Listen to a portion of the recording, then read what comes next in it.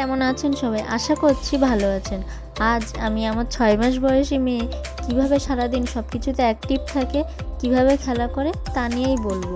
এখন দিনের বেলাতে একটু ঘুমটা কমে গিয়েছে, হয়তো স্নান করার পরে একটু ঘুমালো, বা যদি খুব ভোরে ঘুম থেকে ওঠে তাহলে তখন একটু কিছুটা ঘুরে এসে তারপর ঘুমিয়ে পড়ে। এইটুকুই যা ঘুমানো, বা দুপুরবেলা একটু হয়তো ঘুমালো, তাছাড়া আর ঘুমায় না। তারপরে সন্ধ্যাবেলা একটু খেলা করে তারপরে ঘুমিয়ে পড়ে। একটু ঘুম থেকে ওঠে, খাইয়ে দিয়ে আর সারা রাত ঘুমিয়ে থাকে। এত দুষ্টুমি করে সারাদিন, একটু শান্ত থাকতে পারে না। যে কোনো জিনিস নিয়ে হাতে দিলেই সব কিছু ছিঁড়ে দেবে। বইটার অবস্থা দেখো কী করেছে, কোনো কিছুই শান্তভাবে খেলা করতে পারে না। যা কিছুই খেলনা দেওয়া হোক, তা কিছু সময় পরেই দেখা যাবে তার অবস্থাই খারাপ, ফেলে দেবে, ভেঙে যাবে। এত দুষ্টুমি করে সারাদিন, কিছুতেই ঘরে থাকবে না, সবসময় ঘুরতে নিয়ে যেতে হবে। রাগ হচ্ছে, বলো পাপা। ঘুরতে নিয়ে গেলে আর খাওয়া ঘুম কিছুই লাগবে না, সারাদিন বাইরে থাকতে দাও, তাহলে খুব ভালো। ঘরের মধ্যে থাকতে দিলে আমার মেয়ের খুব কষ্ট হয়, কারণ ঘরে একটুও থাকতে চায় না, বাইরে ঘুরতে নিয়ে যেতে হবে। পুতুলটা আমার মেয়ের খুব প্রিয়, এই পুতুলটা নিয়েই ঘুমায়। এই পুতুলটার গায়ে পা তুলে তারপরে ঘুমাবে, নইলে ঘুম আসে না তার। খুব দুষ্টুমি করছিল, তাই একটু রকিং চেয়ারে বসিয়ে দিলাম, কিন্তু সেখানেও সেই দুষ্টুমি। একবার এই দিকে ঝুঁকে যাচ্ছে, একবার ওই দিকে ঝুঁকে গিয়ে সব কিছু ধরার চেষ্টা করছে। দেখে তো মনে হচ্ছে পড়েই যাবে। এখানেও বেশিক্ষণ বসিয়ে রাখা যাবে না, এত দুষ্টুমি করছে। যদি শান্ত হয়ে বসে থাকে তাহলে একটু দেওয়া যায়, কিন্তু তা তো থাকবে না। কোনো কিছুই ভালো লাগছে না, একটু সময় পরে আর কোনো কিছুই ভালো লাগে না।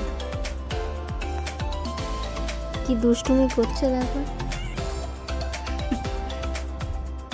আমার সাহসী মেয়ে, কোনো কিছুতে একটু ভয় পায় না। এই বেলুনটা যদি এখন ফেটে যায়, অন্য বাচ্চা হলে হয়তো কান্না করতো, কিন্তু কিছুই বলবে না।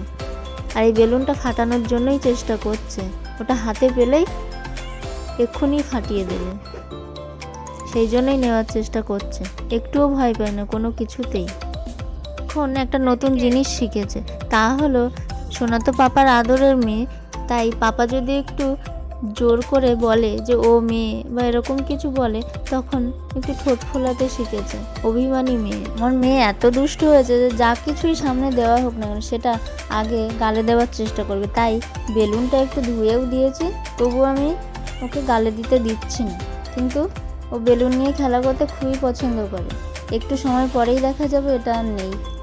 এত বেলুন ফাটাতে পারে, এত দুষ্টুমি করে, কি বলবো, এটা ফাটিয়েই ছাড়বে। এই জন্য নেওয়ার জন্য খরগোশটা ধরতে দিচ্ছি না বলে কেমন রাগ করছে, ওকে ধরতে দিতে হবে। এখন এই খরগোশটাকে ধরে তাকে চটকাবে, কান ধরে তুলে ফেলে দেবে, গলা টিপে ধরবে পারলে। তাই দেওয়া হচ্ছে না বলে কত রাগ হয়ে যাচ্ছে আর কেমন করছে।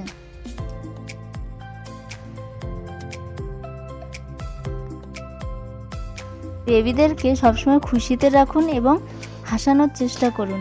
হাসি তো স্বাস্থ্যের পক্ষে ভালো, আর বেবিদেরকে সবসময় এভাবে হাসি খুশিতে রাখুন, সময় হাসানোর চেষ্টা করুন। আর আমিও একটু তাই চেষ্টা করছি। সন্ধ্যাবেলা বাড়িতে আমি আর আমার মেয়ে ছাড়া কেউ থাকে না।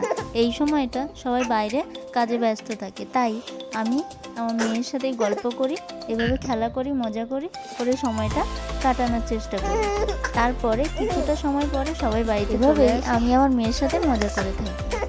পৃথিবীর সবচেয়ে সুন্দর ও দামি উপহার প্রতিটি মায়ের কাছেই তার সন্তানেরা হয়ে থাকে। তাই তাদেরকে সুস্থ রাখুন এবং নিজেরাও ভালো থাকুন, সুস্থ থাকুন।